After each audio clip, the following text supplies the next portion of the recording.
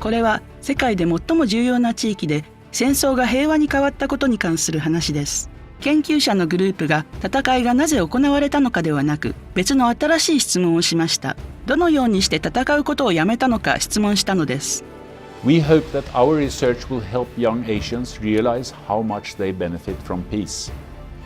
They have a much better chance than their parents and their grandparents had to improve their lives, to form their own future, and also to fight against injustice and repression with peaceful means. 長年、世界で最も凄惨な戦争が東アジアで起こっていました。東アジアは中国、日本、韓国、モンゴル、そして10の東南アジアの国々からなります。1840年のアヘン戦争から1979年の中越戦争まで多くの戦争が勃発してきました。1946年から1979年の戦争で殺された人の 80% が東アジアで殺されています。この地域は火薬庫でした。Then in 1979 something happened. The figures dropped. The countries stopped fighting each other, and you also had fewer internal wars. And if we look at the period since 1989, only 3.6% of those killed in the whole world have been killed in East Asia. This is really puzzling. It's something that we researchers want to understand. How can it be that the region suddenly makes a transition, a change from a situation of widespread warfare into a situation of peace? 平和になってから東アジアは繁栄と福利の面で大きな成長をしました。東アジアは2世代以内に世界における主要な経済地域になりました。東アジアの人々は長生きで健康になり、良い教育を受け、高い生活水準を保っています。This could not have happened without peace. East Asia and China have grown in peace and because of peace. ノルウェーの歴史家ステイン・トネソンがスウェーデンのウプサラ大学で東アジアの平和プログラムを指導しています。6年間、彼は欧米とアジア出身の25人の研究者グループと2つの疑問に答えようとしました。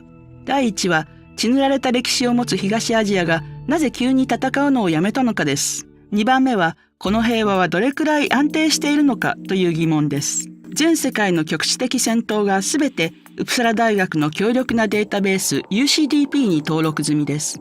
1年間に25人以上が殺された場合には登録の対象になります。東アジアの暴力的衝突、例えばタイとマレーシア間のパタニ地域での紛争などが追跡調査されています。このデータベースにより様々なパターンが見えてきました。I think absolutely important, I think for scholars from all the regions to come together to study East Asian peace, not just scholars from East Asia. Scholars don't have the excuse of only speaking to the very small group of people who share their ideology or who share their methodological dogma. And it forces you to think much harder about how to explain what your research is about, why it's important, right? And why other people should care. Young Asians today tend to take the peace for granted, and who can blame them? They do not remember the Korean War or the Vietnam War. It did not happen in their lifetime. But they should realize that historically the peace in their time is unique. It's exceptional. ステイン・トネソンは戦争の記憶が人の心にトリックを仕掛ける傾向があることを知っています。人は最も辛かった記憶を忘れ、最も屈辱的な記憶を覚えようとする傾向があります。例えば19世紀半ばに中国で起きた太平天国の乱の死者数はヨーロッパのナポレオン戦争のそれよりも多いのです。Many Chinese today do not even know about the Taiping Rebellion, but they've all heard about the much smaller Opium Wars because they were so humiliating to the Chinese nation. 東南アジアを欧米が植民地化したことで生じた戦争では何十万人もの犠牲者が出ました。日本はヨーロッパ人から学び、隣国の大部分に侵入しました。その後、第二次世界大戦が起きて何百万人もの犠牲者が出ました。この戦争はヨーロッパでは終わりました。しかし東アジアでは殺し合いが続きました。その後の多くの戦争が東アジアを全世界で最大の戦場にしました。中国で内戦があり、韓国とベトナムでも戦争が起きました。東アジアは米中ソビエトの代理戦争の舞台になったのです。その後、カンボジアで大量殺戮、ベトナムのカンボジア占領、5週間の中国の北ベトナム侵攻が続きました。そして突然、平和が訪れたのです。それはどのようにして起きたのでしょうか。There are different theories about this. Let me tell you what I think. I think it has to do with national priorities and leadership. One Asian leader after the other took the decision to give priority to economic growth. The basic idea was make money, not war. And when a sufficient number of leaders had taken that decision, the whole region became more peaceful. 日本が最初でした。1945年の日本は廃墟から新政府を形成する必要がありました。The Japanese decided to embrace defeat. They did not seek revenge. They did not seek to build up their military again, but they adopted a peace constitution which prevented or prohibited Japan from ever engaging in war again and from having an army. This was written into the famous Article 9 of the Japanese Constitution. 日本の平和憲法は日本に押し付けられたものでしたが、やがて良いものと判明し、吉田原則の根幹になりました。米国が数年後に朝鮮戦争の支援を要請したとき、日本政府は拒否しました。代わりに日本は経済成長に集中しました。Japan created a model. In the 1960s, South Korea followed and gave priority to its economic growth just as Japan had done and downplayed the policies of confrontation towards North Korea. 他の国々もこれに追随しました。インドネシアは隣国との対立の構図を捨て、成長を促進する政策を始めました。またインドネシアはマレーシア、シンガポール、タイおよびフィリピンとともに東南アジア諸国連合 ASEAN の基礎を作りました。台湾は中国本土を取り戻すという野心を捨て豊かになりました。しかし最も大きい国中国はどうでしょう。ベトナム戦争中、中国は第三次世界大戦を予想し、毛沢東は文化大革命を開始しました。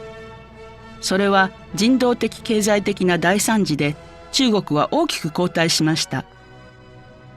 Only after Mao had died in 1976 did the Chinese leaders really realize how far they were lagging behind other countries in the region.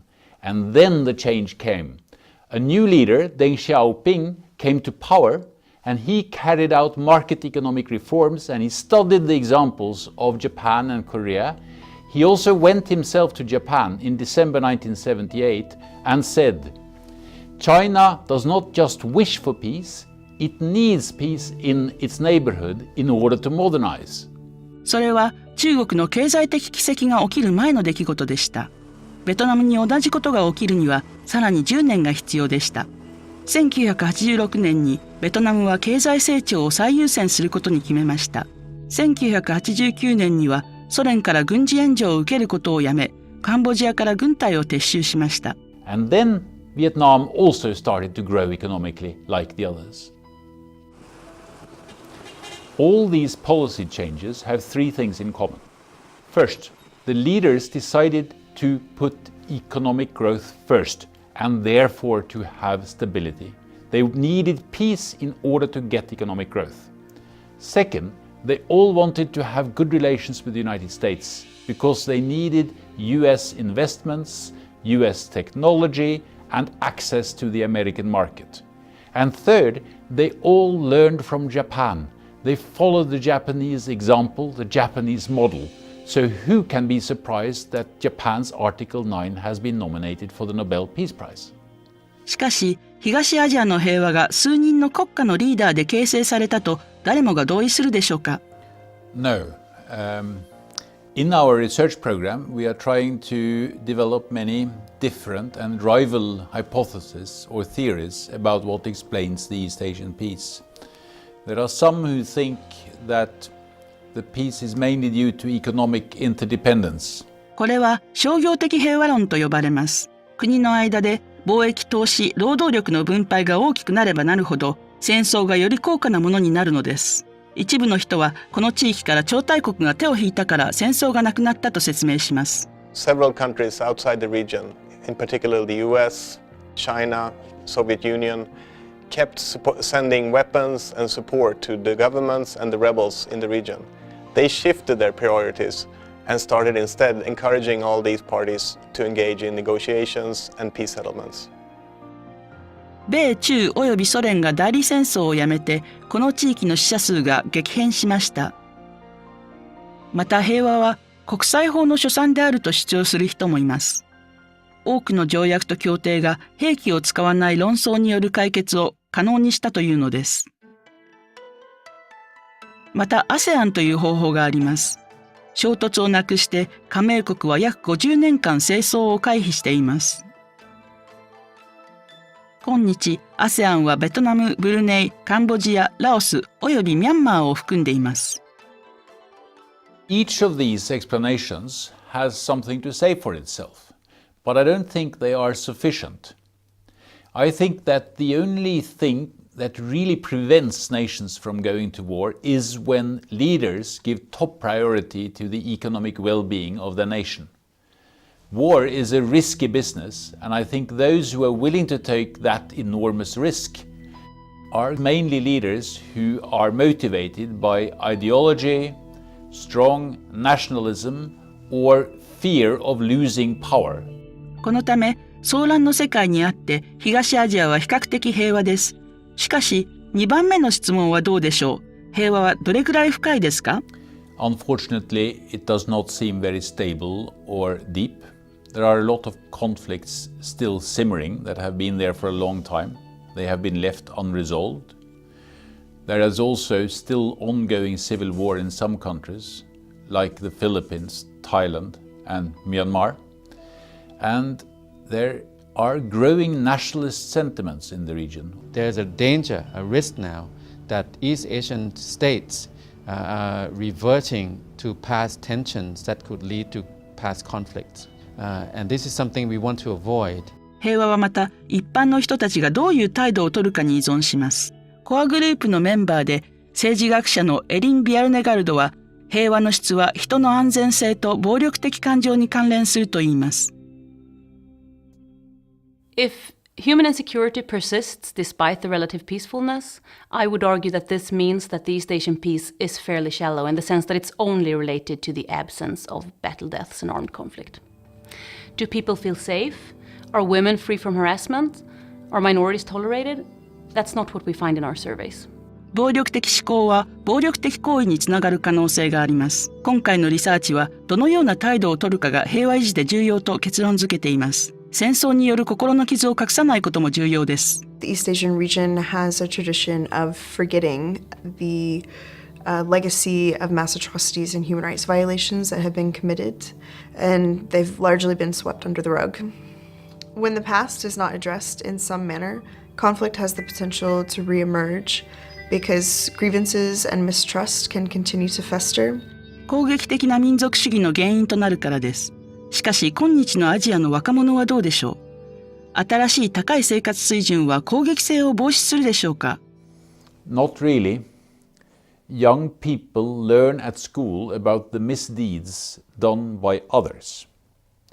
They learn to blame others instead of blaming war.